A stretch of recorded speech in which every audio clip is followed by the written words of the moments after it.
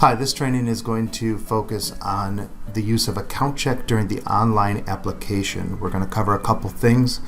One is the customer creating the account and then going through the application, and then during that process they will authorize AccountChek to gather their bank statements and or investment statements.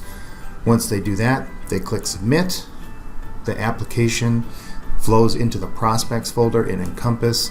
We'll show you that as well. So we'll get started here. They're on a website to apply. Now this website is set up to create the account first, so when they click the Apply Now button, the first thing the customer is going to have to do is create an account. So they click Create Account, enter in their first name, enter in their email address, their username, password, security question they will answer, and then the only thing they have to do is click Create Account. This is going to send an email to them, a verification email. It went back to this testconnect51 at Gmail. Right here it is. Verify your email address. You're one step away.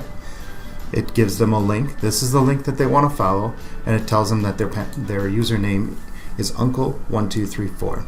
So they'll click the link, brings them back to the login page. They'll enter their username, the password they created, and they click Login. At this point, it's going to bring them back to the home screen, and this is the application that they started when they clicked Apply Now. So all they have to do is click Resume Application, and it'll take them back to where they started from. So they'll continue through the application. For training purposes, I'm not going to go through and fill out every single screen, but understand your customers normally would. But I want to show you the AccountChek feature. You do have to enter in a state. Again, I'm skipping that information because it's not required to enter. Your customers will not skip that information generally. They're going to fill it in. Fills in the email address because that's what I registered with you when I created the account. Goes to the employer information, income, marital status. This is the screen where it asks, do you want to manually enter in your assets or do you want to do the online verification? If they want to do the online verification, this is the AccountChek piece. All they do is they click here and it takes them out to the AccountChek site. Since they've already created the account, they don't have to do anything else to get here. If they didn't create the account, they would have to create the account at this point. So the first thing they're going to see is this screen, and they can choose any of these banks. These are some of the common ones. If they have another financial institution that they bank with, all they do is they click here and they just start typing in the name. Landmark Credit Union is a local credit union around here. There's 15 to 16,000 institutions in here, so there's a good chance that the institution that they bank at is going to be here. So that's all they would have to do. For our purposes, we have a Wells Fargo account, so we're going to use Wells Fargo. So we're at the login page. This is their bank's login information that they're going to enter. They should always look for their bank's logo. In this case, it's Wells Fargo, so they should look for that. If it was a different one, they should look for that icon.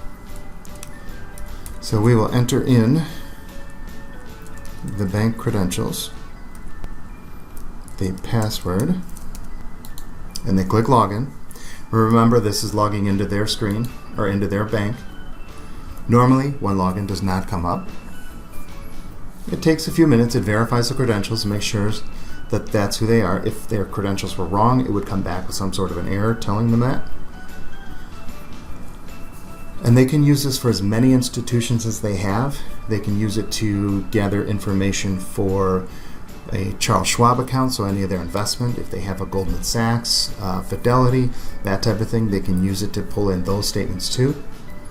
So it is useful. And then once it's in, it finds the number of accounts that it has. In this case, there's only one, but if there were others, a savings or another checking, it would list it here. The customer, all they have to do is check the box with the one that they're going to share. It does not give information except for the balance on the other accounts. So if they needed to add another financial institution, they can do that right here. Just click that. But in this case, we only have the one. All they have to do is they click submit. Great, your accounts have been successfully submitted. They are done as far as gathering the statements go. It does take them back to the application. They can close that out and it'll load the statements and it tells them, hey, your assets were imported. You can see them in the loan summary. So once they get to the loan summary, again, I'm not going to continue. I'm not going to worry about the rest of the screen. I'm just going to submit the application so that you can see it in Encompass. Here's the e-consent. Your borrower will do that. It's at the end. We submit the application. It says, thank you. Your information has been submitted. So on the Ellie Mae side, we'll go to our pipeline. Bob Uncle. There's the application. So once they've submitted the application, it actually drops these into the E folder. Here's the verification of assets. So it drops it into the E folder under verification of assets. You can easily look at it and see exactly where the customer's at from their banking statements. So that is ordering AccountChek through the online application. It's a relatively simple process for the customer, and best of all, as a loan originator or a loan partner, you don't have to do anything at all. It's their option. And if they don't order it, they're not required to, they can just manually enter. So that concludes the training for today.